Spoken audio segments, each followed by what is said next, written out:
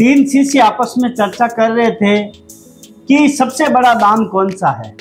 तो पहले शिष्य ने कहा कि सबसे बड़ा जो दान है वो दान है धन दान।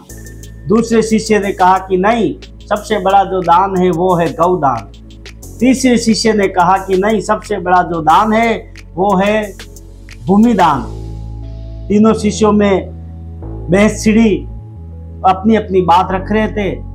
तो तीनों ने कहा कि इसका निवारण तो हमारे गुरुदेव ही कर सकते हैं। तीनों शिष्य गुरुदेव के पास गए और गुरुदेव को कहा कि गुरुदेव, हमें बतलाइए कि सबसे बड़ा दान कौन सा है।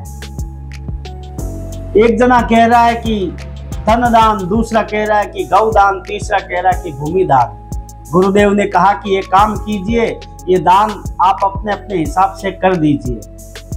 तो पहला शिष्य गया, एक भिखारी को धन दे दिया। दूसरा शिष्य, एक भिखारी मिला, उसको गाय दे दी। तीसरा शिष्य गया और उसको बोला कि ये भूमि है, खेती है, ये तुझे मैं दान देता हूँ। तीनों गुरुदेव के पास में आ गए और गुरुदेव ने कहा कि ठीक है, इसका जो परिणाम है वो आपको 2 महीने बाद मिल जाएगा। 2 महीने हुए और गुरुदेव ने कहा कि उन भिखारियों के पास आप जाइए। तो तीनों शिष्य भिखारियों के पास गए। पहला भिखारी गया तो देखा कि वो फिर से भीख मांग रहा है।